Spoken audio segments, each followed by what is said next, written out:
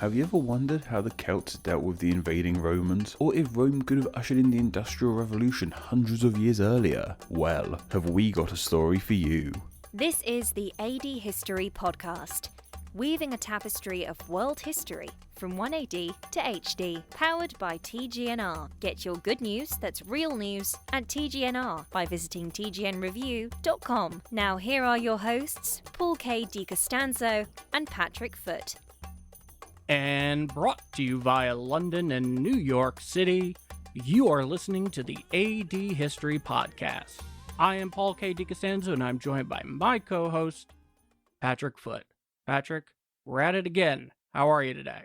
I am good. Yes, we're back. This history thing, man, it goes on for quite a while, doesn't it? Like, I thought we'd be done soon enough. There's quite a few of these years. Like, they keep on happening.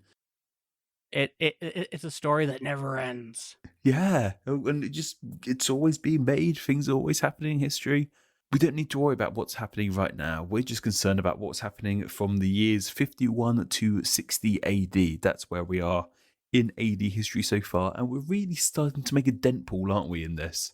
It's amazing. We really are starting to pick up traction, and it's been a lot of fun, and we just keep rolling here. So... But I know that you have something very special today. But before we begin, let's cue up those good old and obligatory AD History Podcast ground rules. 1. Evaluate events in the context they occurred. 2. Over the span of recorded history, the way it was recorded, its methodology, and the facts that are important have changed immensely. How we view history today is not necessarily how we viewed it 50 years ago. 3. Nothing in history was inevitable. And 4. History and the past is like a different country. Patrick, it's all yours.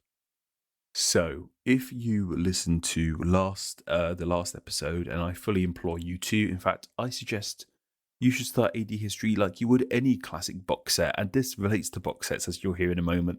Start at the beginning and work your way through. But if you didn't listen to the last episode, that's fine. I'll forgive you for now. But we talked about the Roman conquest of Britain and how successful that was to the Romans, and Britain was fully under their control. And of course, this changed the British Isles forever. We're still feeling its ramifications to this day. However, what happened in the there and now? Well, a lot of stuff happened. However, today we're talking about two women who rose up in this time. And like I said, luckily enough, they both appeared around the same decade. They did their thing, their primary thing they're known for, from around 51 to 60 AD. So we're really happy about that. And this is the two women of Cartimandau, who I don't know if many of you guys have heard of. She isn't the most popular figure in history. I hadn't heard of her before I wrote today's episode, before I researched today's episode. But I'm sure you've heard of this other one, Boudicca. She has become one of the most renowned figures in British history, British folklore even. She's slipped into that idea of folklore. And people know Boudicca, even by another name like Boudicca, but we'll talk about that in a moment. And what's interesting about their stories is both of these women stood for completely different things. One of them wanted to oust the Romans, and the other wanted to help the Romans. And I'm sure you guys will understand just when I begin going through this story. This is the most Game of Thrones stuff we have covered yet in the podcast. This is like it's been ripped out the pages of Game of Thrones itself. I recently started watching the series, and it's like something George R.R. Martin would have written himself. Well, no doubt he definitely borrowed a great deal from various points in history, whether it be this or the War of the Roses, or even to some degree, I've always thought there was a little bit of that classic British Civil War from the 1600s. Yes, and this is, obviously this is much further back, but just the themes and how these characters have been portrayed in history just reminds you of some sort of fantasy. It's just incredible that this actually happened. But we've got to explain what happened. And before we can explain what happened, I want to set the scene. What happened to these Celtic tribes after the Roman invasion? So after Rome came, saw and conquered as they enjoyed doing, there was really only one thing these Celtic tribes could do to maintain some sort of lifestyle they're grown accustomed to from what they've been living the rest of their lives. They had to fundamentally become Roman, and we've talked about this many times in the past. The reason the Roman Empire was so expansive and successful was because they didn't really interfere that much with other people. They went, you're Roman now, carry on doing your thing. If you don't want to be Roman, then you won't be able to carry on doing your thing. That was fundamentally what the Romans said to people. And so to a lot of the Celts, they would have maintained the life they'd known anyway. However, they had to be pro-Roman all of a sudden. They had to form bonds and pacts, give some of their supplies to Rome, give some of their produce to Rome. It was either that or not do anything at all, or cease to exist probably.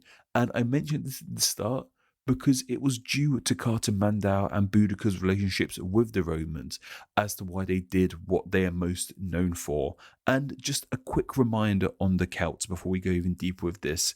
The Celts are not one collection of tribes. All people living on the island of Britain would have been Celts, and they would have had similar cultures and languages, but it just wasn't one blanket tribe called the Celts. There were different Celtic tribes, and this sort of adds to the Game of Thrones factor of it all. You've got all these different tribes arguing and fighting with one another, forming bonds, forming pacts, betrayals, all that sort of stuff. And we're going to kick things off with Cartimandau's story, as hers actually predates Boudicca, despite Boudicca being the more famous of the two stories. So we only know about Cartimandau from Roman historian Tacitus. He's the only person who've ever written about her existence, so our knowledge of her is quite faint, but we've got quite enough here. And she was believed to be born sometime in the 1st century AD, so about the time we started this podcast, she was knocking around this entire time. And she was queen of the Celtic Brigantes people, and just a blanket apology about pronunciation. I've looked into some of them. Some of them weren't as clear to us. As we mentioned, Boudicca's name, we don't really know how that was pronounced either. And her land of Brigantia was in modern-day northern England. That was primarily Yorkshire. So if you look at a modern map of England and see Yorkshire, that was Cartimandau's area, but it stretched beyond that. It would have stretched up to about modern-day Newcastle and even over to the west to modern-day Liverpool. So it was quite a large area of land, and in fact it was the largest territory held by Celts in ancient Britain. This was the top dog, this was the biggest area, and Cartimandau ruled it. And it's believed she became queen around 43 AD, which was very close to the time the Romans actually conquered Britain. So all of her rule would have been under Roman rule, more or less. And something quite uncommon about her is that she ruled in her own right. She wasn't the wife of a king and became queen that way. She was the one of royal lineage. And she did have a husband. She did have a king, I guess as we'll put it, although he wasn't really king, as we see today with our queen, her husband called king. His name was Venutius. Once again, apologies about pronunciation. We aren't sure if she was monarch or her dad was monarch when the Romans took over, but he or she possibly gave in very easily with little fight to the Romans. So it's thought she wouldn't have argued with the Romans at all. She would have been like, yeah, I'll work for you guys, and that will come into play with her relationship with the Romans as her story goes on. But what we know for sure is that by 51 AD, Queen Cartimandau and her husband ruled Brigantia as a client kingdom of Rome. And while she was ruling up north, down in the south of England, we had King Caraticus, and he ruled the Catovallani tribe. And his land was in primarily modern Hertfordshire, which is around the Greater London area on a modern map. But parts of the surrounding counties of Bedfordshire, Oxfordshire, and like what would be London were under his control too. And if I got that map wrong, we'll hear about it in the comments, but I'm pretty sure that's what it was. They always come through. Oh, they will always come through. If you do something wrong, they'll let you know. In 51 AD, so when Cartimandau was being a client, was ruling the client kingdom up north, he was leading a resistance against the Romans down south. And while initially this resistance was actually going pretty well, he got surprise attacked by the Romans and he was ultimately bested by them. So this defeated king, Caraticus, took himself and his family all the way up to Brigantia, which in Celtic times, going from around London to Yorkshire, that's one hell of a trek. That's insane. And he begged Cartimandau to give them refuge. They'd just been beaten. He wanted somewhere to hide from the Romans because they probably wanted him dead. And of course, these fellow Celtic tribes, they had to stick together. They didn't like Roman rule. They didn't like these foreigners coming over to their country and taking over, telling them what to do. So the Celts really should stick together. However, that wasn't the case. She turned on him. She was fully behind the Romans. She chained him up and sent Caraticus over to the Romans, handed him over. Take you go.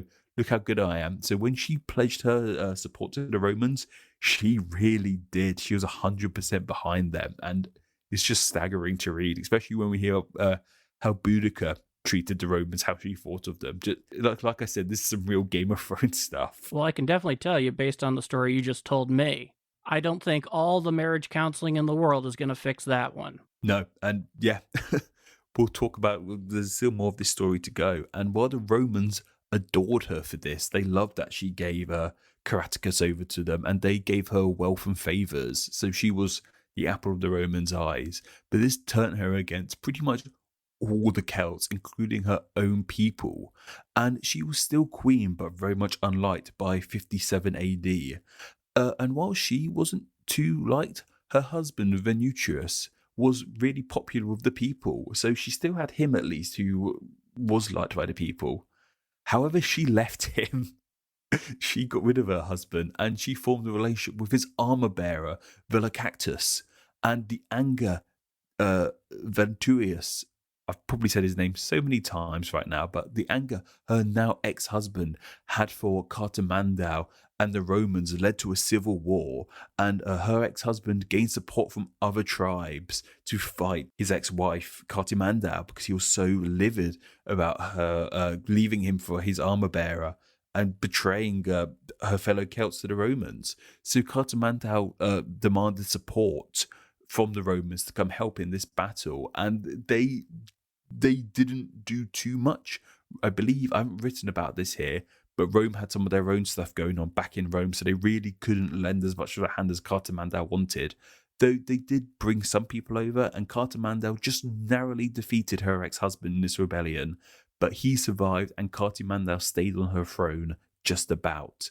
And here's a little thing, her story actually goes beyond the time bracket we're covering in today's video, so but we'll still go into it. So what we do know is that she stayed on the throne to at least 69 AD, and all this time her ex-husband Venutius, he waited, and it was in this year Rome fell into absolute chaos with the death of Nero. This was a time, I believe, known as the Year of the Four Emperors. Am I correct in saying that, Paul? Yes, that's correct. They come and go in very quick succession over this period. So Rome, back in Rome, is in absolute chaos, and they just can't help Cartimandau all the way over in Britain. And it was in the midst of all this, Venutius, her ex-husband, attacked Brigantia once again, and his ex-wife called for backup from Rome, but there just wasn't enough to help because all the issues dealing in Rome itself. And this led her to flee Brigantia in 69 AD to the Roman city that would become Chester, which is sort of kind of near Wales, still in England, but in Wales. This left Brigantia to her ex-husband, who finally had the throne to himself, but he only ruled for a short time until the Romans ousted him. Though, what did happen to Cartimandau after her exile? Well, unfortunately, we don't know. As we mentioned, Tacitus is the only historian who wrote about her, and his writings on her dry up after this, though she has gone down in British folklore, not as much as Boudicca, as this sort of treacherous evil queen who was a Roman collaborator who turned on her people. And I even read one folklore wraps up her story by saying her ex-husband found her and in revenge burnt her to death. So that is, very briefly, Cartimandau's story, and it's an absolutely fascinating one, isn't it, Paul? Well, I mean, when you make the Game of Thrones comparison, I doubt you could compare it to much else in modern culture insofar as that goes. You know, she really does not get the kind of attention in history you'd expect based on the things that we are learning. But boy, talk about politics being a death-defying sport. Not that much has changed in that regard. No, and speaking of death-defying, that brings us quite neatly onto the next part of this section I'm calling the Women of Roman Britain. And this is the much more famous woman of Roman Britain. And that's, of course, Boudicca. And the interesting thing about Boudicca, despite how famous she's been, her story only really took place between roughly 60 and 61 AD. So once again, a little bit of our time window for this video. But we're going to talk about it anyway, because we're not going to get a chance to talk about it anywhere else. And we have to. She's such an important figure over here. And her name can either be spelled Boudicca or Boudicca. I will most likely end up using both names in this video. I'll just sort of accidentally flick between the two, I imagine. So apologies about that. But different names, same person. She was just that far back in history. We don't know what her actual name would have been. And like Cartamandal, she would have been born in the 1st century AD. And she was queen of the Iceni tribe of Celts who live in modern-day East Anglia. East Anglia is kind of the lump in the southeast of Britain, kind of near London. It's where Essex is as well. It's where Norfolk is. That's East Anglia for those who aren't as aware. That's where Boudicca would have resided. And unlike Cartamandal, she wasn't queen by birth. She was queen via her husband, Prasutagus. They had 2 daughters together, but we don't know their names. They haven't survived the history books. And from all accounts, she was a tall, fierce, striking-looking woman. Loads of red hair draping down her shoulders. And it's that classic image of a Celt. She defined that. If you think of a Celt, it's most likely her. Like, if you've ever seen the Pixar film Brave, that's Boudicca. I can't remember her name in that film, but that it's that, yeah, even Pixar based a character of that. She's just the definitive Celt in my eyes, anyway. The mental image of her, at least for me, it's basically, legend being what it is. You almost see her with flames coming out of her head. Yes, yep, yeah. Well, I'm sure the red hair helped with that, but she probably would have been surrounded by a lot of flames a lot of the time from what she ended up doing. So the Iceni tribe likely formed a pact with the Romans the same time as Cartamandal did, and the Iceni became a client kingdom too. Her husband became quite close with the Romans in all of this, and he made a pact that when he dies, his land and wealth will be split between the Roman Empire and his 2 daughters. So he actually ended up on pretty good terms with the Romans. He felt he was happy enough to give Rome his empire, at least half of it. And he did eventually die somewhere between 60 and 61 AD. And this pact he had with the Romans and his daughters, of course the Romans betrayed that. Of course they were going to do. And they took over all of his land for themselves. Boudicca and her daughters protested this, but they were taken by the Romans. And there's mixed evidence as to what they did to them. And this justifies why this is an obliterated podcast, this whole section does. I read they were just beaten, just raped, or beaten and raped. And one source said that Boudicca was beaten while she watched her daughters get raped. So the Romans weren't nice to these people. So yeah, it's understandable why Boudicca did what she did, which we're just getting onto. And other members of Boudicca's people suffered at the hands of the Romans too. And this, of course, built up a burning hatred for the Romans. As I mentioned about Cartamandal, the Celts, it seems, despite Cartamandal, they weren't the biggest fan of the Romans. They wanted them gone. These people just come over to their country and demanded they live like this now. And when you betray that, when you say, no, I don't want to, you get raped and beaten up, unfortunately. So it's understandable why this anger started to build up in these people. And she rallied other angry members of her tribe and even other tribes. So I imagine before the Romans, these tribes probably didn't get along that well. But the Romans were just this unifying factor. Nothing brings people together better than hating the same thing. That really helps bring people together. And the Romans were that thing. And so to begin their rebellion, they set sight on Britain's Roman capital of Colchester. As we mentioned last time, they set up the city of Colchester. It does still stand to this day, Colchester. They called it Camul Ondunum, I believe. I don't know if I'm pronouncing that right. That's what they called it. There's still some Roman stuff in Colchester, even some stuff from Boudicca's time, but not much because of what she did. And to call what Boudicca and her people did to Colchester an attack isn't even fair. The Romans were completely underprepared for this.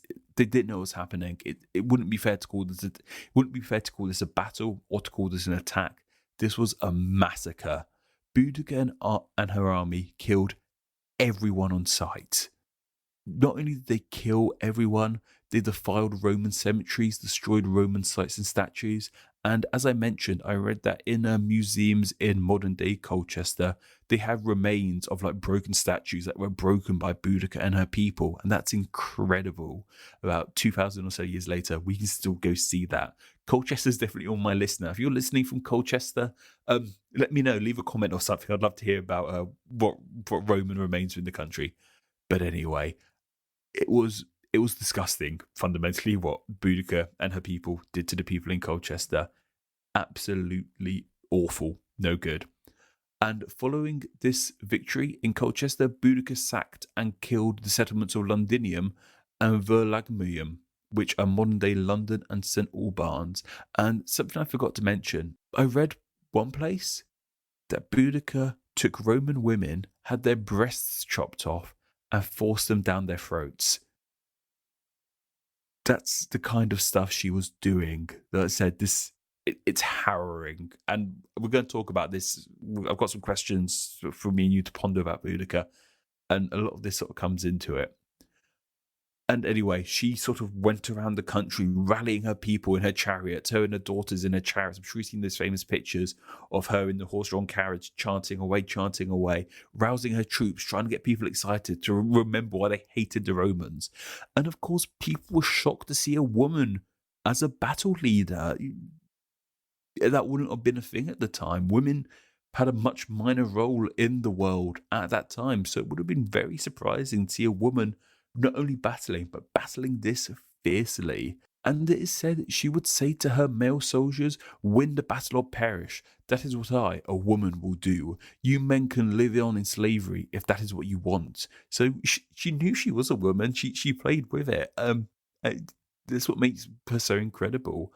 However, while it was going so well, the tide did start to turn on her, and in one battle in 61 AD, the Romans had some really good javelin throwers, and it just, in a matter of minutes, these javelins just took out the weak arm of the Celts and killed many of them in a matter of minutes. And this is when Boudicca realized this isn't going to work. However, she didn't want the Romans to take her life or her daughter's life. So the legend goes she fled battle, drank some poison with her daughters, and killed themselves just so their death wouldn't be at the hand of the Romans. So I guess that's some victory in some way, that the Romans never killed Boudicca, the woman who did so much damage to them. They never got her herself. And while she wasn't victorious, Boudicca, however you want to say it, has gone down as one of Britain's most famous heroes and warriors, and something of a folk legend, despite the fact she was real. Well, my first reaction to all of this, especially in the scenes you've described, is that it's amazing that even after thousands of years, the face of war has yet to change. It's still all of anger. Oh, yes, absolutely. These are tales, as awful as they are, repeat often when it comes to this form of martial combat, to be sure. And in the case of Boudicca, and basically her major last stand against the Romans, she possessed an army of nearly 200,000 of her own troops. Now, that is a massive number. We haven't summoned forces of that side much larger in a single engagement. Certainly not in a single engagement since the Second World War. And in fact, just to give a little bit of a way to visualize the size of Boudicca's forces, bear in mind that the first wave of D-Day only included about half that number of troops. So that's certainly something to consider when hearing her story. But my first question to you, Patrick, and this is something that's kind of I would call it an instructional moment for all of us, you and I, the audience, that sort of thing. When you're looking at empires or these great hegemons that are, more or less basically subjecting their influence in one form or another. Sometimes it's more indirect, sometimes it's full occupation, but in this case, it is a very teachable moment because the way that Rome basically handled them, think about this for a moment.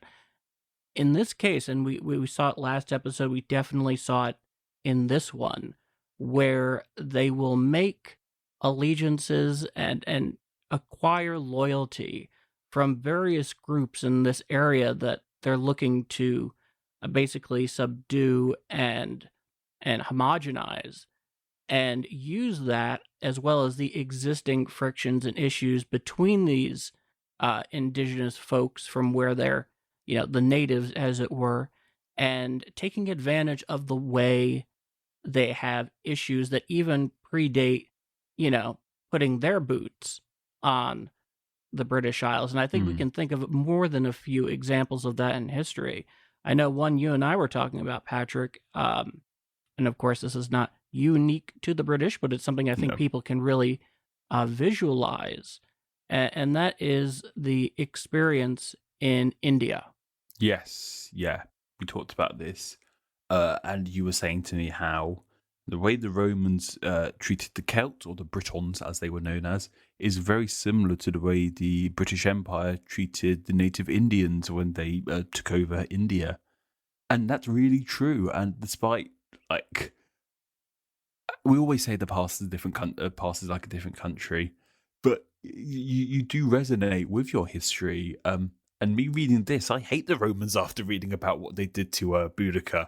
How dare they do that to one of my fellow countrywomen? And likewise, conversely, you do feel responsible. You shouldn't do. I don't do to a massive extent. But most nations have some skeletons in their closet. It's very rarely you'll find a country that doesn't have something seriously dark or awful in its past. And a lot of the British Empire does contain those sort of horror stories and not the most pleasant things the British did. And I let's say you feel for your past countrymen, and I do feel awful. I hear, like, you hear people who obsess about the British Empire, like, oh, that was a good old Rule Britannia. That wasn't a good time. That the British did some really unpleasant stuff to people in that time period. I mean, you could simply say what goes around comes around. That's a simpler way of saying it, but there's much more to it. Most countries have either been ruled by someone or ruled someone else, and yeah, it is very similar to what happened in India, the Indian experience, as you mentioned. Especially when you're, and one of the similarities here really happens more early on in the British experience in India. So when you look at things like the Indian National Congress or Mahatma Gandhi or Nehru and all of that, the part that's most notable to most people when they're listening, that's kind of like the end of the crescendo of what became Indian nationalism over an extended period of time. And this applies to the case of ancient Britannia and the Romans, because this was, once again, at a point where there was no real great shared concept of nationhood or the state as we understand it today, which is kind of interesting when you stop and think about it, that's a more recent concept. And when you're looking at ancient Britain, had you been facing a united and coordinated resistance effort against the Romans, as opposed to being able to come in, buy loyalty, set two sides against each other, basically taking advantage of pre-existing conflicts or simply being agent provocateur, that's not at all uncommon, like I said, back early, especially early in the British experience in India. And now, not to pick on the British, but of course, the U.S., when we were expanding Feel free outward... to pick on us. We deserve it. We do some stupid stuff. We all do stupid things, but the question is, what do we learn from those experiences? But in this case, certainly this also happened with Manifest Destiny and the United States pressing west. There were plenty of political games that happened, and switching loyalties, taking advantage of various conflicts between tribes. When it came to our conflicts going west with Native Americans. So this is something that tends to be in a pattern over time. And in this case, it's particularly demonstrative, isn't it? Yes, yeah. Now, my first straight out question Mm. to you, and this one's a little hard because it falls within the realm of counterfactual history or alternate history, which is something we're actually going to deal with a little bit on our next segment. But this is more speculative, and really your opinion. Should Boudicca have been victorious, depending on how you qualify what is victory in this case, which is what you and I have to establish? Mm. What do you think the consequences would have been? So we'll start first. How would you define victory in that case, and then we can go on to the second part. So I guess there's two ways you could define victory. I think the one we'll both agree on is kicking the Romans out of Britain, just getting rid of them. When I say victorious, that's what I mean. Just a blanket kick the Romans out of Britain, go back to the way things were. However, I guess you could expand that into not only kicking the Romans out of Britain, but Boudicca and her people, her tribe, taking over the rest of the island of Britain. So there weren't various Celtic tribes; it was just her tribe. I guess if Boudicca was victorious, then yes, Britain wouldn't have been under Roman rule for anywhere near as long as it was, as we will see as time goes on. Perhaps I think the country, even today, might be very different. But I like to think what happened if Boudicca wasn't just happy on settling on, okay, I've got my island back. What if Boudicca and the fellow Celts wanted more? What if they started the British Empire a couple thousand years before it actually took off? Over 1,000 years before it actually took off. What if Boudicca and her tribesmen went over to mainland Europe and started invading and taking over more Roman land? They got a lust for this conquering. It could have been a very different map and a very different history, but that's completely speculative. Yeah, that's the thing about counterfactual history or alternate history, because, and like I said, we're going to talk more about this in the next segment, but one of the issues that comes with it, especially with historians, is a lot of times they don't like getting involved in counterfactual history or alternate history, which actually I consider different things, but that's a more nuanced point we can get to at another time. Basically, in this case, and historians generally don't find it worthwhile because they're interested in trying to make an accurate depiction of what happened, and they're far less interested in what didn't happen. I should say. Yeah. It's just kind of outside their realm of interest, but it is an interesting intellectual exercise. I would say that if for creating hypothetically a far more ancient origin to the British Empire, it would obviously be predicated on Boudicca being able to unite all of the peoples in the British Isle under her, and then ultimately having a desire to potentially expand insofar as they had the capability of doing so. I mean, this was, like I said, this was also very tough for the Romans, and they were very professional soldiers. Under different circumstances, 200,000, an army of 200,000 troops would be absolutely terrifying. But to Roman legions, they were professional soldiers. They knew what to do, and they did it. So it's very hard to say, but for me, at least as far as everything goes, the big thing that would stick out to me is not so much what they did, but what they wouldn't be. And that is having all of that Roman influence that is so important to the very sinews that create modern Britain for 2,000 years. Because, as much, the Romans at times, many times, in fact, were total bastards. But the truth of the matter is that in the long run, was the British Isles better off having absorbed Rome's influence, or wasn't it? And simply, that's not a question that's answerable. But to me, had this not been successful ultimately, and had they been kicked off the British Isles, you're looking at an entirely different British people, maybe even to the point in which they are unrecognizable.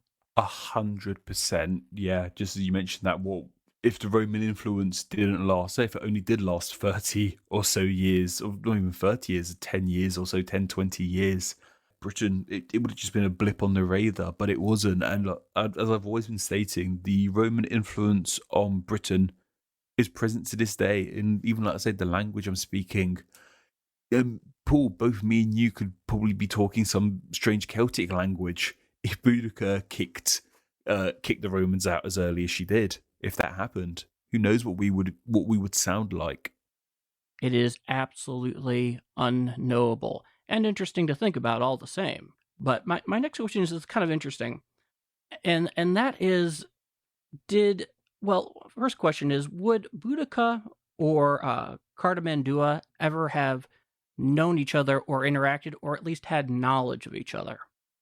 So we don't know this for sure. When I sort of did some research about have Cartamandau or Boudicca ever met, I got some sort of like on a link on Amazon to some historical fiction about them meeting. So I think that can probably explain it best.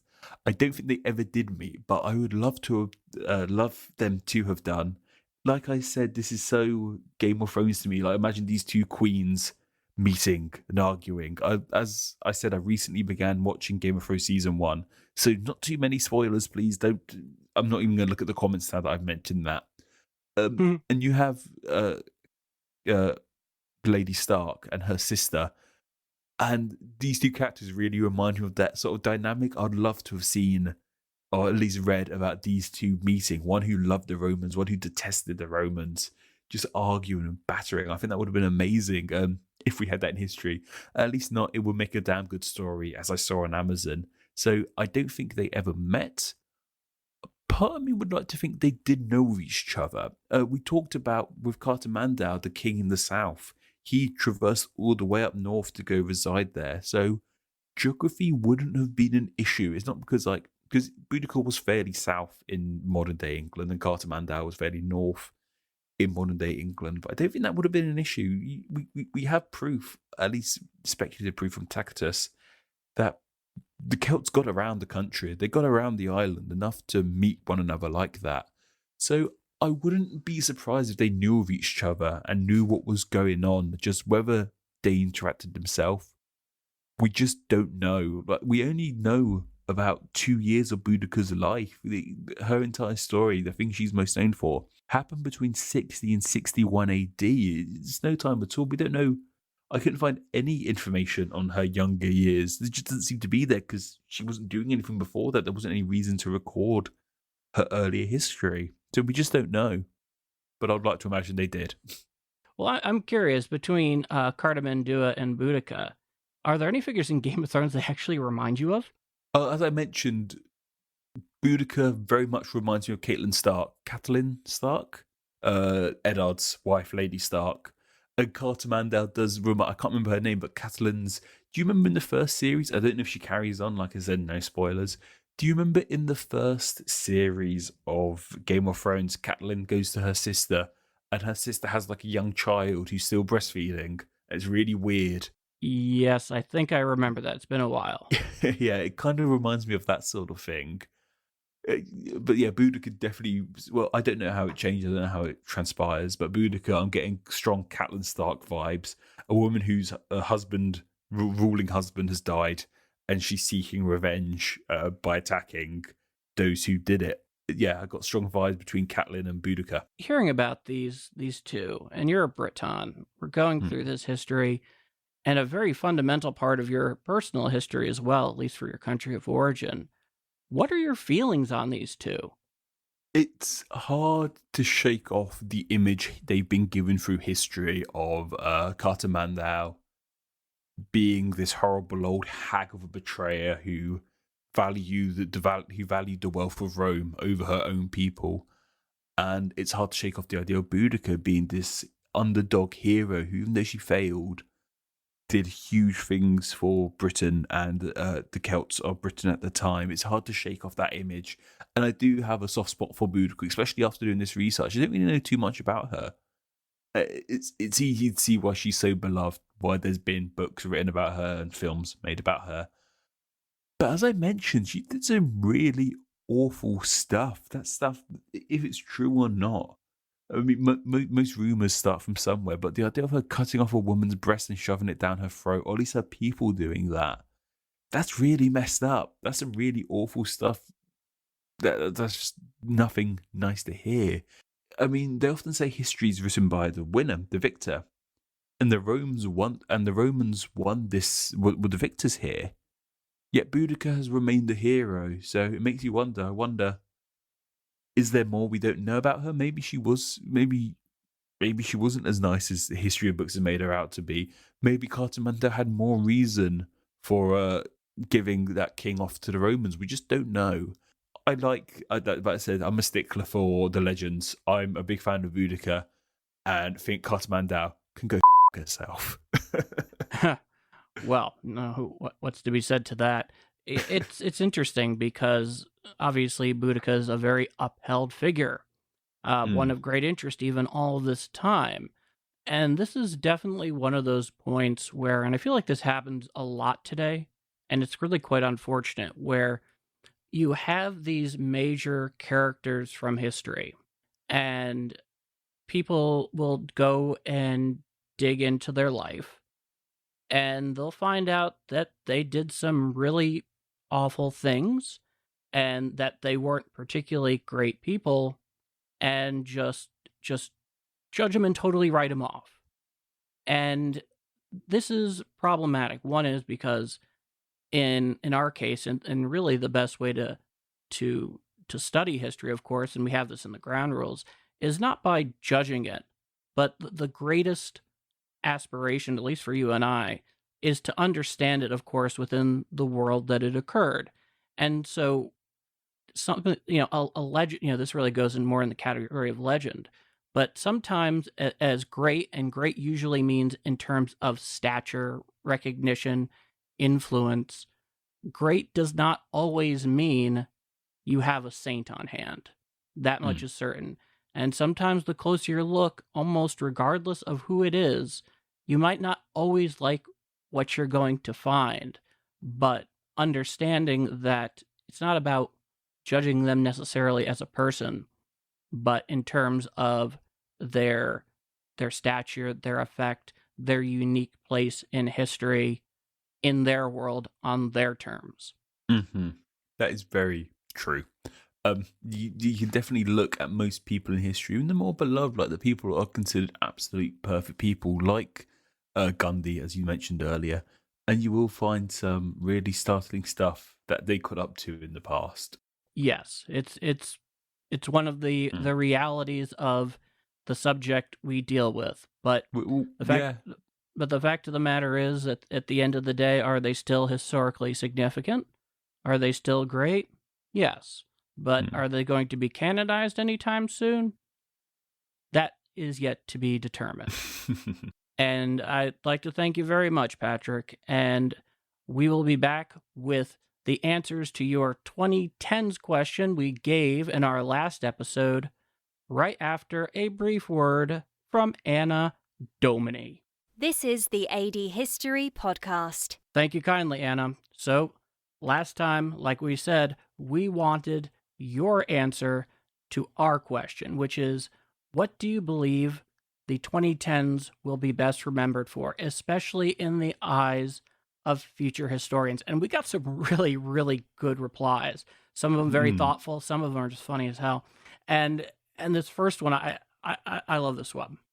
This is from Josh in Los Angeles. Quote, "The fact that we can't talk about the 60-plus year Korean War ending, the DMZ possibly being torn down, and peace coming to the Korean Peninsula without mentioning Dennis the Worm Rodman. Pretty sure that sums up the 2010 to 2019 decade perfectly." Oh, I love that. I think something that's lost across the Atlantic for me. Is Dennis Rodman a baseball player I saw? Oh boy, no. He was one of the. He started out with the Detroit Pistons. That's where he got his nickname, the Worm. And he was he's a retired NBA player, but his most notable years were with the Chicago Bulls, especially when they were doing the repeat, the three-peat, Michael Jordan, all that kind of cool stuff. So he's a very eccentric figure. Now Michael Jordan went and played minor league baseball and failed like hell, but But no, Dennis Rodman, most notably the Pistons and the Chicago Bulls. Patrick, you got this next one. Yes, and this is quite a long, really thoughtful message from Niklas Ian from Denmark. And they said, it is interesting to see that during the 10s, the relationships were made in the aftermath of World War II have begun to weaken, with the farewell to the United Kingdom in the EU and the isolation of the United States in recent years with the Trump presidency. Maybe this isolation will have a profound impact that historians will look back at. I would also think the way the technology has taken over our life, maybe for good, maybe for the bad. Future historians might look at the 2010s and see this was the start of the full implementation of technology that they will see in their time, because this makes a fundamental change in our everyday life and the way we interact towards each other. A good example of this is that a few years ago in high school, I taught some of my friends in history class that the future historian would use tweets as a primary source. This was in retaliation to 2017-2018 North Korea crisis. This sounds ridiculous to hear, but that might be reality in the future.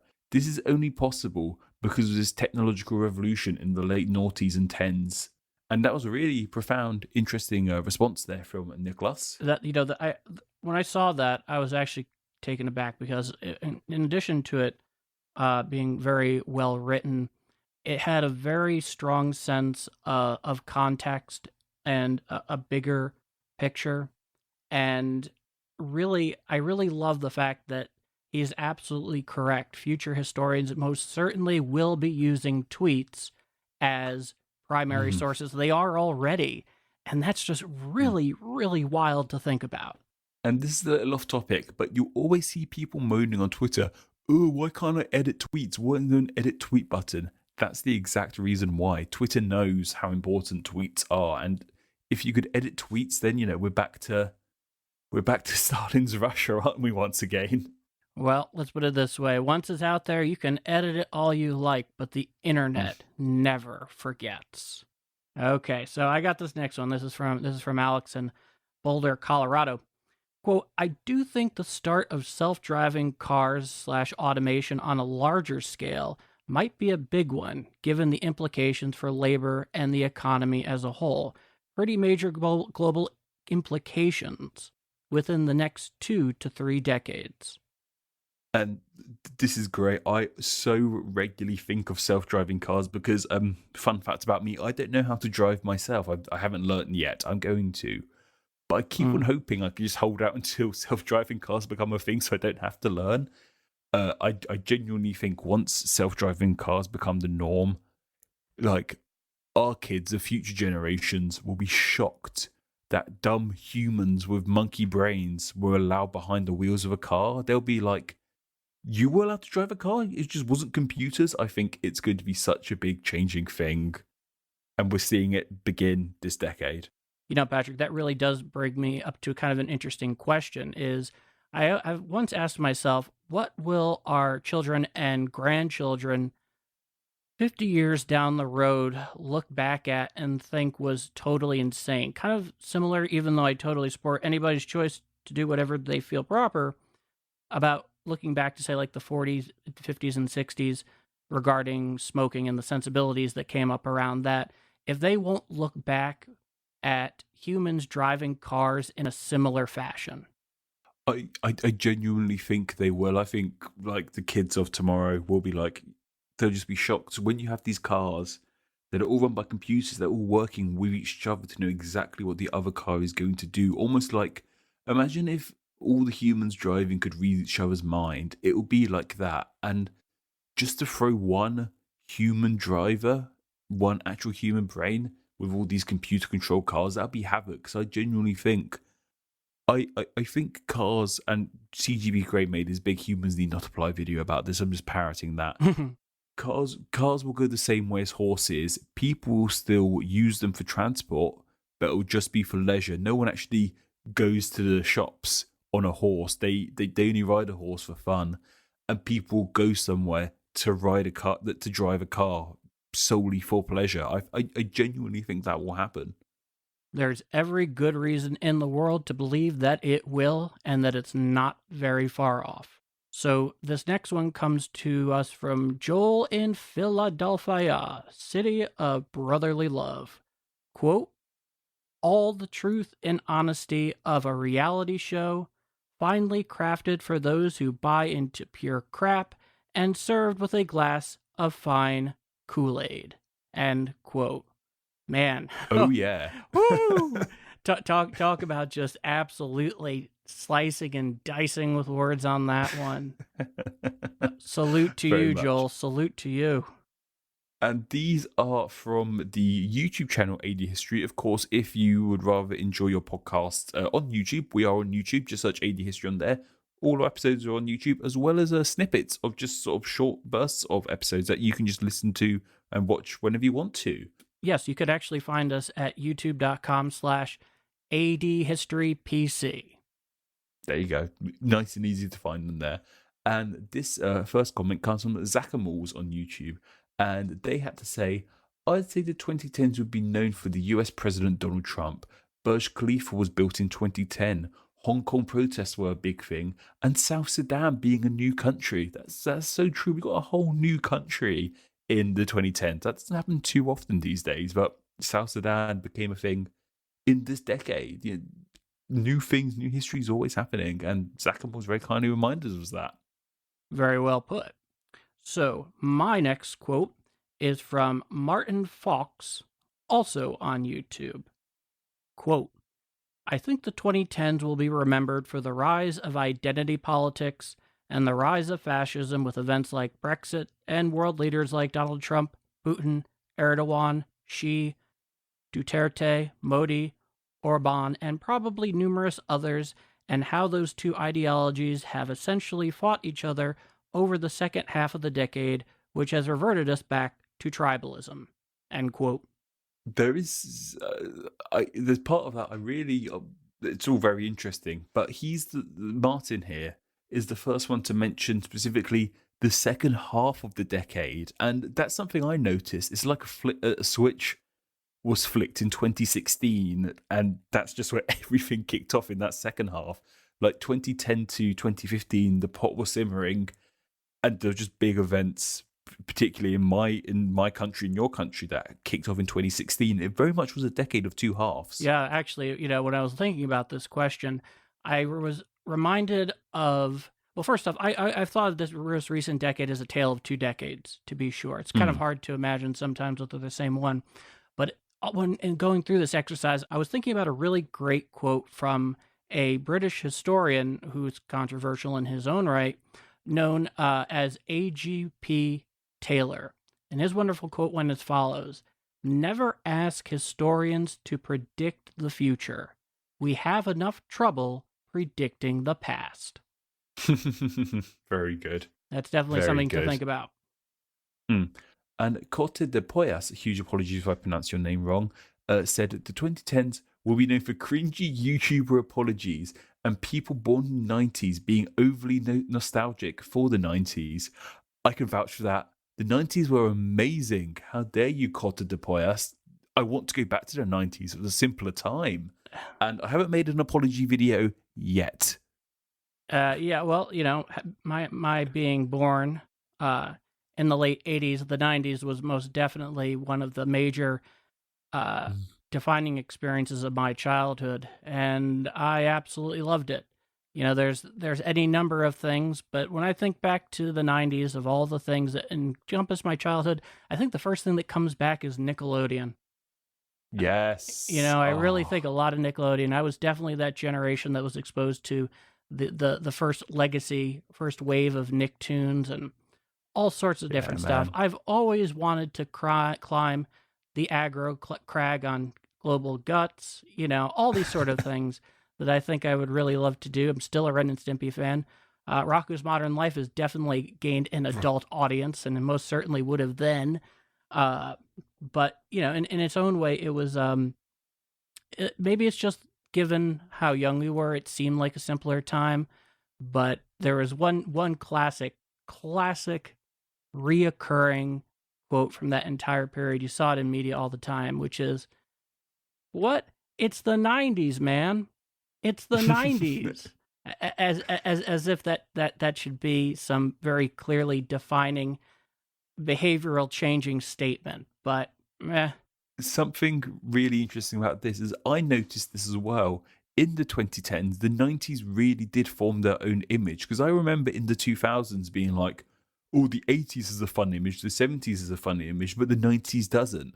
So apparently it takes about 20 years for a decade to get its image. That's what I've learned from this. So I'm really interested to see what image the 2000s get in the 2010s. That will be interesting to see as well. I most certainly will be very interested to see that. Yeah, usually a generation who didn't actually have any conscious memory of it or wasn't even born in it will then kind of latch on to a decade that is 20 years behind them, and that kind of falls into a retro vogue. It's kind of interesting. That happened to me and people of my age for the 1980s, God help us.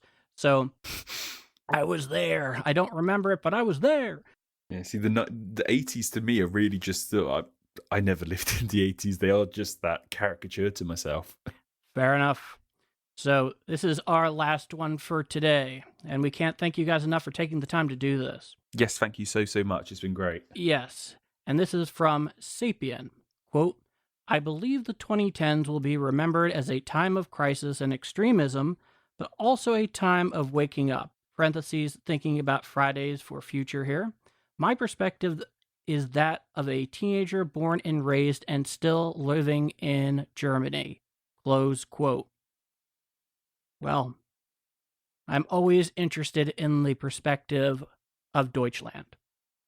Yes, it's a country with a very rich history. And of course, it's forever changing. And Sapien here seems to be very much aware of that change, especially being a teenager in the 2010s. The latter half of my teenage years were in the 2010s. And it's a damn confusing time being like I don't know what teenager means here, but being 16, being like 14, 15, it's a damn confusing time when you really start to become the person you're going to be. I still think I'm 18. Like, I saw something, like, for some reason I saw a casting thing for like, oh, we need 18. I still on my Facebook. I was like, oh, we need 18-year-olds. I was like, yeah, I can do that. I'm 18. I was like, wait, no. I'm not. No. It really does. And so being a teenager, especially in this latter half of the 2010s, you're going to be so strong and you're going to look back. I think I always ask my mum and dad, what was it like? And they're like, what do you mean, what was it like? And I say to them, what was it like living under Thatcher? They were the teenagers roughly in those years, and the kids of today, our future is going to be dictated by their present, if that doesn't sound too obnoxious. Well, I think it's plenty accurate, and accuracy is all we can ask for. Also, if you want to help shape our 2020s, then please consider leaving a review and a rating for the podcast in your podcast player of choice. However, that's great to know, but give it many more episodes down the line, and we will have our episode about the 2010s. But before we wrap up, we have one more submission. This one's from Evan_Mans over on Instagram, because remember, you can leave it as a comment or even send it directly as a question on Instagram as well. Evan_Mans says, I think the 2010s will be remembered for the rise of meme culture, the idea of big events being made into memes, as well as world leaders such as Trump creating and posting them. Close quote. Well, honestly, I think that's a really good insight. I wouldn't have thought about that, but it's absolutely the truth. And it's a very fascinating cultural revelation. And we thank you, Evan_Mans, for getting that over to us. For now, let's go back to the years of 51 AD to 60 AD. Yes, indeed. And right after a word from AD. You are listening to the AD History Podcast. Keep up to speed with new episodes by visiting tgnreview.com/ADHistoryPodcast or searching for the show wherever podcasts are found. Once again, here are Patrick and Paul. Now, Paul, you've got something absolutely fascinating for us today. And it's something I never knew about the Romans, something the Romans invented. I don't think many other people know about this either, because It's not the kind of thing you associate as being a Roman invention, but please explain to us. So, I think it is best to set the scene. We are in Alexandria, Egypt, one of the great cosmopolitan centers of culture and learning and commerce in the ancient Mediterranean world. More times than not, Roman leaders have feared that a given emperor or dictator or whoever is in charge calling the shots will then end up moving the capital from Rome to Alexandria, a la Mark Antony and even Caligula, if you can believe it. And in this location, there are many great sites, but there are none that are more famed than the Library of Alexandria, one that in turn in the future would end up being incinerated and so much of humanity's knowledge lost. But before that, in circa 50 AD, there was a scholar and inventor by the name of Hero, better known as either Hero or Hieron of Alexandria. And one of the best ways to describe him, and I'm taking a term from you, Patrick, is he was very much one of those all-purpose brain boxes. He simply was an formidable intellect and considered by many perhaps the greatest inventor of the ancient Mediterranean world. And in fact, he didn't just invent, but he also taught, because in the Library of Alexandria, that the library was only one part of it. They also had the part that, translated into modern English, was the museum, where you could also go and attend lectures, and lectures were given. And even though so much of Hero's work that was put pen to papyrus was lost over time, so much of what we know about him actually comes from his lecture notes, if you can believe that. Yes, imagine an old professor somehow becoming quite famous, and that most of what they know about them comes from the lecture they were setting up for you. And he was known to have gone and done a great deal of theoretical work, a lot of just plain scholarly work, but he also, like I said, was a prodigious inventor.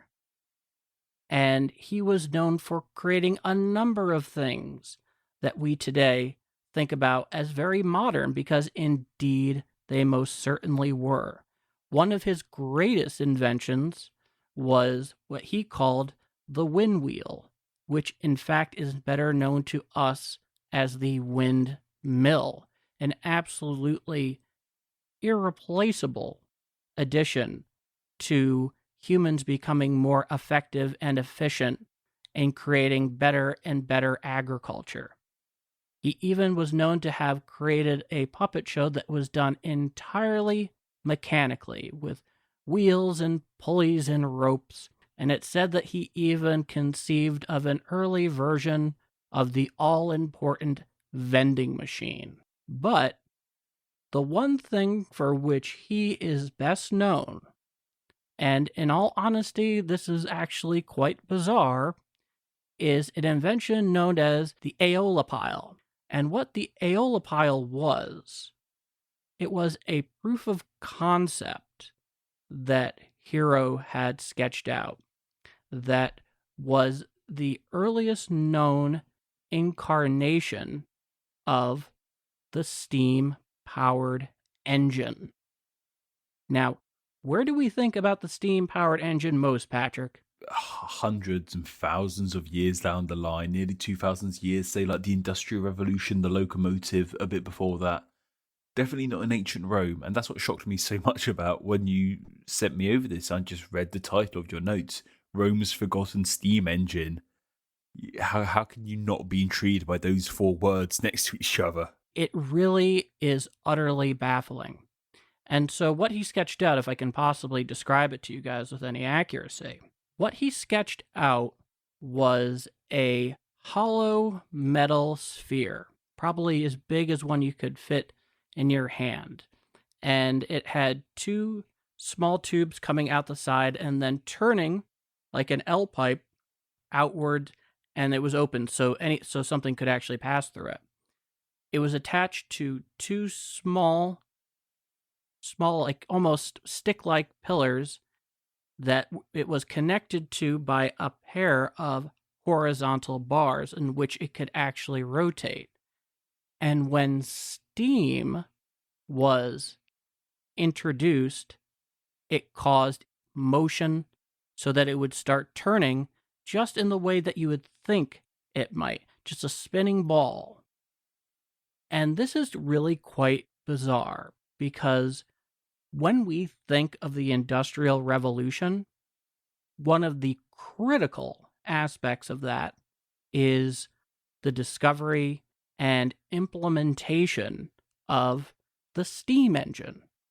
And in this case, what is truly amazing about this, and indeed an aberration, is you have a concept that is so incredibly important to the world that we are in now, literally part of one of the major aspects of the brick and mortar that create our HD world, indeed was originally invented 2,000 years ago. Now, to make my point here, modern engineers have taken these schematics and they have recreated it, and indeed it works.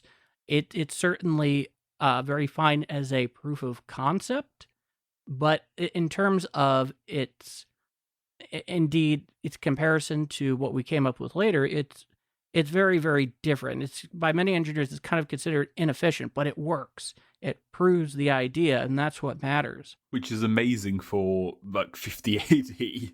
That's incredible for 50 AD. It's absolutely stunning. And in his creating this, he most certainly was working off the back of scholars and inventors over the last couple of centuries, but ultimately he's the one who put all the pieces together. You know, there's no denying that part of the equation.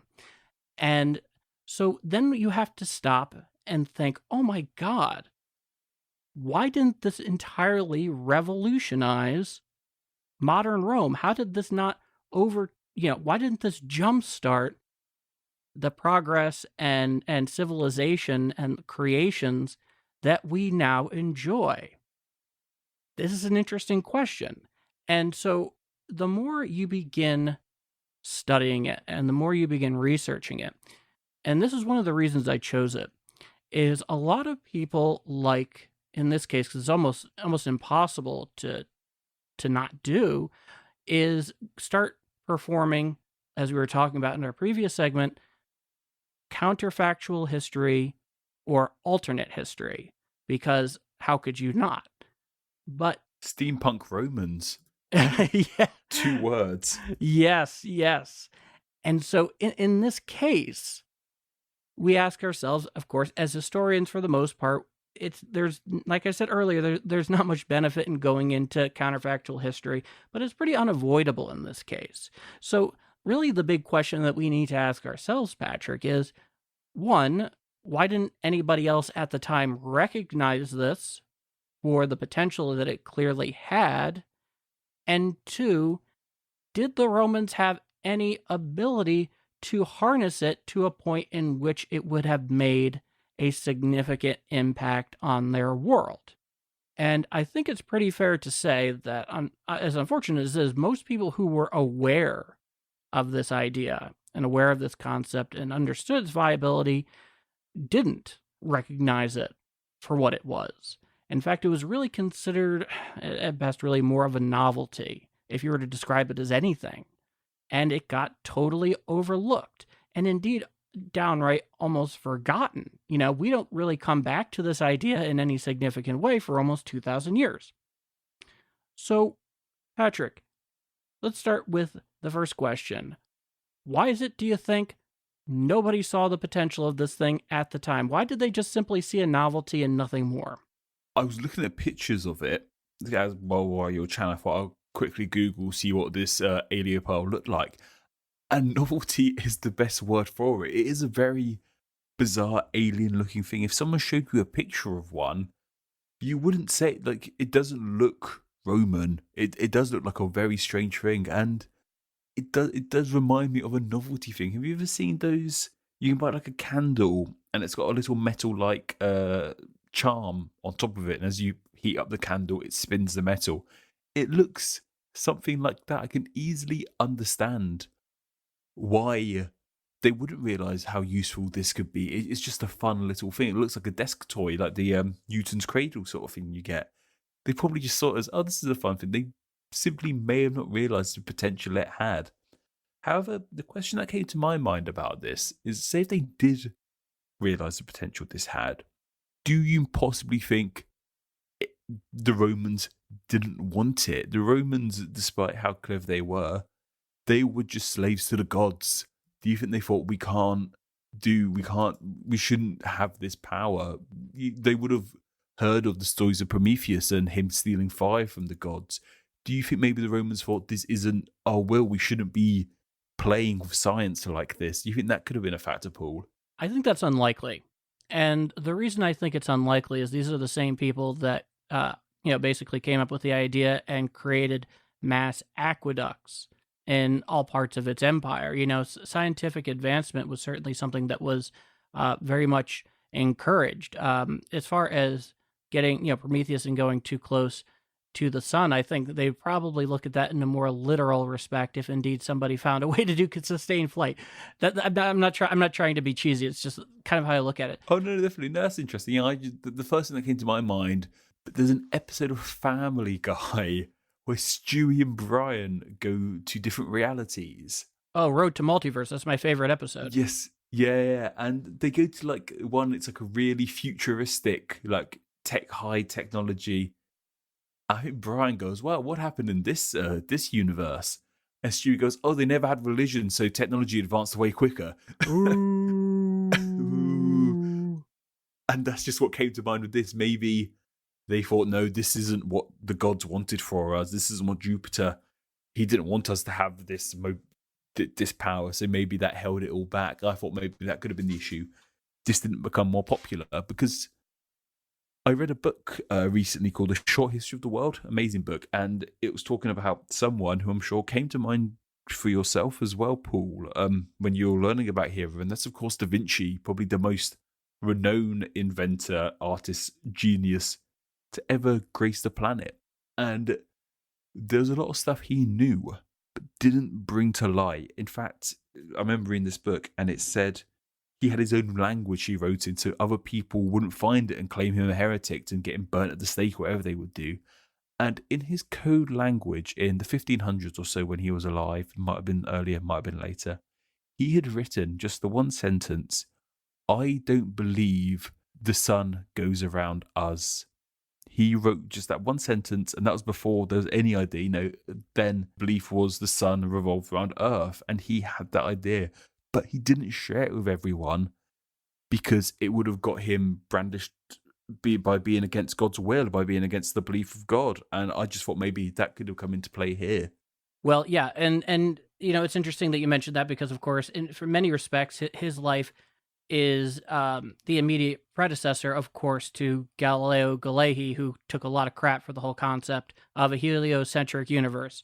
And there's no question about that. And, there's another way of looking at this. Speaking of Da Vinci, say we, and him being just this incredible mind, say we were able to send back, let's say that my current iPhone and hand it to Da Vinci. What would he have been able to make of that? I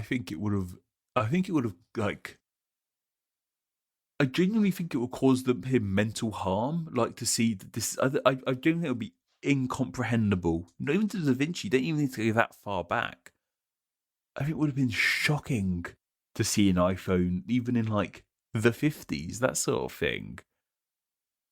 I don't know what it would have done to him. What do you think it would have done to him? Do you think he would have been able to make use of it? Do you think he would have been able to like take it apart and figure out how it would work? The thing to consider in this statement is a quote that I'm paraphrasing, but I think most people will get the idea, which is a technology sufficiently advanced demonstrated before a less lesser advanced people would indeed to them appear nothing less than magic. Yes. Yes, that is the best way to put it. It would have simply seemed magic. Yeah, that couldn't have put it better myself. And so while the steam engine is not quite the aberration that, Da Vinci holding an iPhone would be, the question is, could they recognize it for what it is? It wouldn't necessarily make sense. Imagine encountering an advanced civilization, and we're looking through and examining their technology, and we would probably have a very difficult time getting a grasp on it, simply because the fundamentals of things like physics, thermodynamics, our understanding the universe, having a true conception of gravity, Newtonian physics, all of these things that are so important. And then when you have an aberration like the Aeolipile showing up 2,000 years ago, it's not entirely a surprise that nobody really understood it. Well, first off, it looks like a child's toy. It really does. It does look like a child's toy, yeah. It looks like a globe gone wrong. Yes, indeed. And in a very cool way, to be sure. But it's very likely simply because it is so beyond the experience and knowledge of those around Hero that it's not a terrible surprise that it didn't exactly get the traction that it would require. In addition, more importantly, having some sort of patron getting behind him to make the proof of concept and then ultimately progress it onto something much greater, which brings me on to point number 2. Even if they understood the potential for this thing to do work in a way that human beings simply were not capable, something that would most definitely outperform many the work of many slaves on a single project, what ability would they have had to cultivate it? So this is kind of an interesting question. So when you're looking at the big technology tree, whether it be, Sid Meier's Civilization or Hearts of Iron or Victoria or, Europa Universalis, we all know the big technology tree. And to get one of those super advanced, potentially, inventions that can entirely revolutionize your world hundreds, if not thousands of years before you have any ability to understand it. It's almost a cosmic joke. And in this case, well, think about it. What's the other really major step forward that's necessary to truly take advantage of this? And it's very simple. There's one major technology above all else, but certainly not alone, and that is the ability to produce steel. I was going to say, like, the metalwork you need to go along with it, and huge quantities of it if you want to make any use of it. Absolutely. And in this case, the Romans were really, really good at metallurgy. All right. They were well known for that. They did a fine job. But in order to make that leap, they would have had to, one, come to some really concrete idea of what they needed, in this case, steel, and then ultimately then go and begin mining iron ore, and then have the ability to then go through the process of making it into steel. In addition to the fact that you figure that an initial product of this on a much grander scale followed to its largely logical conclusion, even that one project, and say it even did, let's extrapolate this further, say that it did create popularity, say that they did manage to make the first real full-size, meaningful prototype. That means in order to truly ultimately go and take advantage of this thing, you're ultimately talking about overhauling the Roman economy in general to an extent that is almost unbelievable. Because I hear so often when this invention comes up, and this really comes in a lot of folks that are true futurists, of which I'm most certainly a part, but I'm primarily a historian. And that is, if they had realized what they had, we could have had the Industrial Revolution and been on the moon by 400 AD.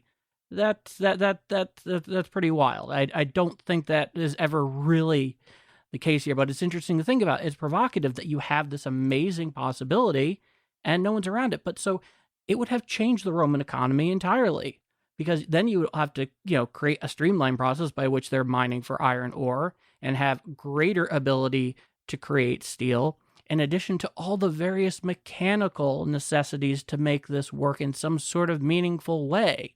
So for me, when I'm looking at the Aeolipile, I don't look at it as a novelty because it's too amazing to simply call it a novelty. But like I said, it's something of a cosmic joke. In some ways, while it's not quite handing a current iPhone to Da Vinci, in many ways, they're not entirely dissimilar in terms of the analogy, because even a brilliant human being like Da Vinci, while he could appreciate it and maybe possibly understand parts of it, given that it's still, this thing would be so beyond somebody 100 years ago, let alone, going into the Middle Ages. And what good would it have been? Even if he understood it, he would have had no ability to reproduce it or understand it in the way we need to. Because think about it. If you had an iPhone, you need all the parts, a lot of which they're not even familiar with, or the materials that are necessary to do it. A great deal of fundamental groundwork in electronics. If you want to think how recent the whole concept of computers and electronics are, think about this. Any of the major combatants at World War II, if they had as much computing power and sophistication that's in a modern musical birthday card, it would have changed the balance of the conflict entirely. So that's something to keep in mind here. I remember my history teacher telling me there was more technology and like electronics and just more impressive technology in my iPhone than in the lunar lander. So it's just how quickly technology does advance is exponentially. In fact, if they had your phone or my phone, Apollo most certainly would have been a very different undertaking, to be sure. So this is all very recent to us. And when you look at that great technology tree, even if they have the concept, one, you have to identify it, and two, you have to be able to do it. And in the case of the iPhone, all of the computing background, the electronics, the ability to mass produce them, satellites, the concept of radio waves, these are just countless and a very small number, in fact, of inventions that have to be created, implemented, deployed before you ever even get to that point. And that's the same deal when it comes to something like the Aeolipile. So when I hear a lot about the alternate history of this thing, well, it is absolutely amazing. It is also an aberration. And this is simply my personal extrapolation from all of this. And certainly I'm very interested to hear what you guys think. Wherever you're listening, if you're on YouTube, put it down in the comments. We want to know. But obviously it didn't work out that way. But even if they did, what could they have done about it? It very much is you have just a core thing. Like you said, you have the iPhone. It is like you said, it's like having an iPhone but not having anywhere to charge it. It's like, great, I've got this one thing. Now we need the rest of the other stuff it needs. And simply, I think it wasn't, like you said, it wasn't a novelty. That doesn't do it justice. It was just ahead of its time, simply put. It was just, we so often talk about right time, right place. This is just the wrong time and the wrong place to have this invention. And I'd never heard of Hero/Hieron of Alexandria before you mentioned him to me. Do you think there's any reason he isn't as remembered as, say, Galileo or Da Vinci or even Thomas Edison? When I think of great inventors, those are the kind of names that come to mind. Nikola Tesla, obviously, can't forget about him. Do you think there's any reason he isn't as highly regarded, remembered as other prominent inventors of history? That's a really good question. Certainly that's true on the popular level. That's very true on the popular level, because Da Vinci, Galileo, Copernicus, Edison, Tesla, all of these folks are also part of history that's a lot more focused on today in terms of people's interest of history and modernity. So you figure, whether it be Tesla or Edison, they're within a century of us. The Italian Renaissance, of course, is a brilliant part of history. And so naturally, Da Vinci, Copernicus, Galileo, all of those guys are definitely going to get a very large amount of attention simply by virtue of people's interest in those particular times. If you're looking more for historians or just history folks in the know who go a little bit further in this, Hero or Huron is certainly known. He certainly doesn't get the kind of glamour and attention in history as the ones I just mentioned, and certainly quite a few others. But that is really unfortunate and also kind of bizarre if you think about all the things that managed to survive that we know of that he was a predecessor to. Not just even talking about the steam engine, for goodness sakes. I mean, the idea of a modern, the idea of a vending machine, the idea of a Yes, yeah. mechanical puppet show. These are absolutely wild ideas for his time and place. They It truly really are. is. Like we so often, you'll say, "What if you look at like a kid's guide to the Romans?" One of the first things you'll hear is the Romans invented lots of stuff like we still use to this day. That's like a Roman fact 101. Put a face. So not just the Romans invented all this stuff. Put a face to it. Hero/Heron. He could easily be that face, and and I was saying all these other inventors who are much more well known. Hero was doing this way before them. He was like the OG of this. He was doing this in 50 AD. It's just, yeah, it's Yes. mind blowing. He isn't as well known. As I said, he's still regarded by historians, but if you ask, I always like to think about family fortunes. If famous inventors was a question on family fortunes, Heron wouldn't be in the top five. Not for most people. Certainly, he probably would not make the list in a face off on Family Feud. But in this case, there's one other thing that's worth looking at here, because when it comes to technology, we're dealing with this today, but it's been true throughout history, and that is technology, innovation, and its implementation don't simply have an effect on quality of life or economics. They also generally have a definitive political influence as well. Without a doubt, and for many reasons. We see this all over the place today. And so we think about where the steam engine really does come into its own 2,000 years later. And you think about the Industrial Revolution, which, for all intents and purposes, is still happening. We're very much in the fourth stage of the Industrial Revolution, and it's still a bit half-baked. We're not quite there. But think about all the political and sociological implications that it meant for our Industrial Revolution. Concepts that involve everything from the nation state to the concept of class that's quite different than you would have had in the ancient world, and especially Rome, that you begin seeing a class consciousness where, you have your workers, you have peasants. I don't really want to get into the whole Marxist thing, but I think it's well enough to explain it since it's a product of this, which is, the proletariat versus the bourgeoisie, and this whole concept of the way, due to technology's effect and how it is implemented and how it's created, and the people that are tasked with using it, and its implication in every single strata of society. I mean, one of the things that Marx in particular was doing, whether it be the Communist Manifesto, Das Kapital, whatever, a lot of it had to do with observations of labor conditions during the more mechanized, clearly mechanized mass production phase of the Industrial Revolution. And so if you were to put that in the context of Rome literally would be entirely turned on its head in a way that is completely unpredictable.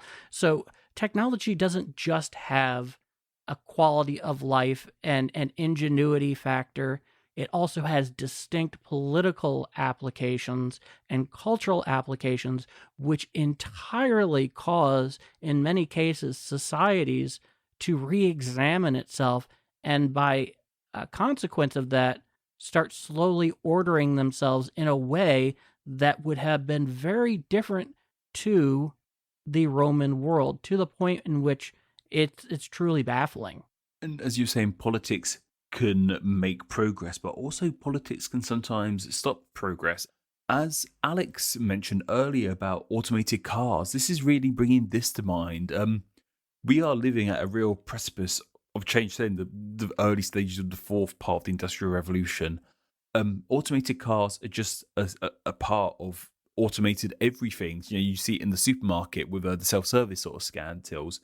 Some people don't want that because it does create loss of jobs. It creates societal infrastructure turns on its head. If you've got these menial working class jobs, and if machines can do these sort of working class jobs like driving or scanning, what happens to the working class? And perhaps someone in Rome thought this about the Aeolipile.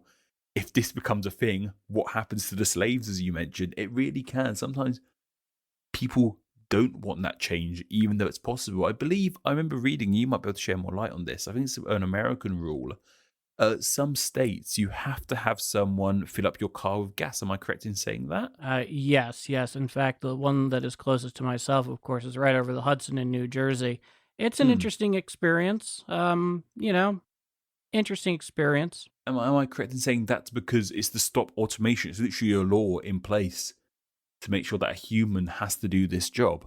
As I understand it, that law was in place long before we started having fears over people losing jobs to automation.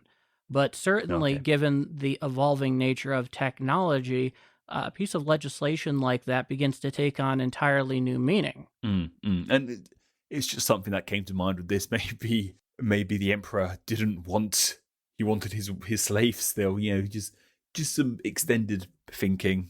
What ifs, that sort of thing about the Aeolipile. But it's truly fascinating. It really is, and it's unfortunate that it didn't come to a wider audience like someone in the Senate or the Princeps, later emperor, assuming they would have been any more capable of understanding what the hell it was about anyway. But the fact that in his own circle that it was never really seized upon is still really quite interesting. So while most of the talk around the Aeolipile has to do with, oh man, if they took advantage of that, we would have been in the moon 400 years later. It's a piece of alternate history, and one that when you really begin breaking down all the variables, and the only thing you have to compare it to is the experience of civilization, especially the West, in the last 250 or so years, you begin realizing that if indeed that is the case, and they really do manage to do it beyond all reasonable expectation and difficulties, it's to the point where Rome is really quite unrecognizable, because you can have an amazing thing, but if you are in front of a crowd who doesn't get it, or they simply have no ability to cultivate it, then you're pretty much left in the dust. And that's what makes the Aeolipile such an interesting piece of history, that incredible aberration. And that's really the reason why I want to share it, not just because of the novelty of the fact that it existed, but the fact that if you were to drop a critical piece of the tech tree a couple thousand years earlier, what would it have really meant? And the answer is, it couldn't really mean very much if they, one, recognized it and its potential, or two, had any ability to step upon it. Because like we were talking about the iPhone, heck, we're not even that far removed from the invention of electricity and the ability to widely distribute it. So that gives a very strong perspective on just how alien these kind of things are at the wrong place at the wrong time, despite being the amazing thing itself. I said it earlier, and I'll say it again. Steampunk Romans, it could have happened. Boy, would I have loved to see that. You are listening to the AD History Podcast. Anyway, I think that brings us to the end of our journey for today. Patrick, where can people find us? You can find me personally on Twitter at NameExplainYT, and of course you can find me on my YouTube channel, NameExplain. And for myself, you can find me on my newly minted Twitter account at the handle at PKD in History, as well as on the social media news platform Quartz by searching Paul K. DiCostanzo. Also, take a peek at my reader email submitted Q&A column, the World War II Brain Bucket, over on TGNR. We have a link down in the description. If you enjoy AD history and you want to support the show, be sure to leave a glowing 5-star review, or if you're on YouTube, like, share and subscribe. AD history really does depend on listeners like you leaving reviews and ratings to help support it. Now over to Anna to properly send you guys home. Thank you for listening and goodbye. Yes, thank you for listening. Be well. Until next time. Like all good things, we come to an end for today. Thank you for listening to the AD History podcast. It is listeners such as yourself who make this show possible and truly awesome. Be sure to follow and subscribe for upcoming AD History podcast episodes, available wherever podcasts are found. Also, follow AD History on social media. Follow the show on Twitter at the handle @ADHistoryPC, as well as on Facebook by visiting facebook.com/ADHistoryPodcast and Instagram as AD History Podcast. In addition to liking and subscribing on YouTube by searching AD History Podcast. Easy, really. I'm sorry, these witty... Oh, you can cut these witty comments.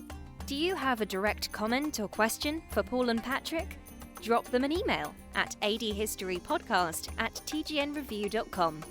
Also, be sure to visit the show's homepage at tgnreview.com/ADHistoryPodcast. On behalf of Paul and Patrick, thank you for listening to the AD History podcast. We will see you again next time in the ever-growing tapestry of world history.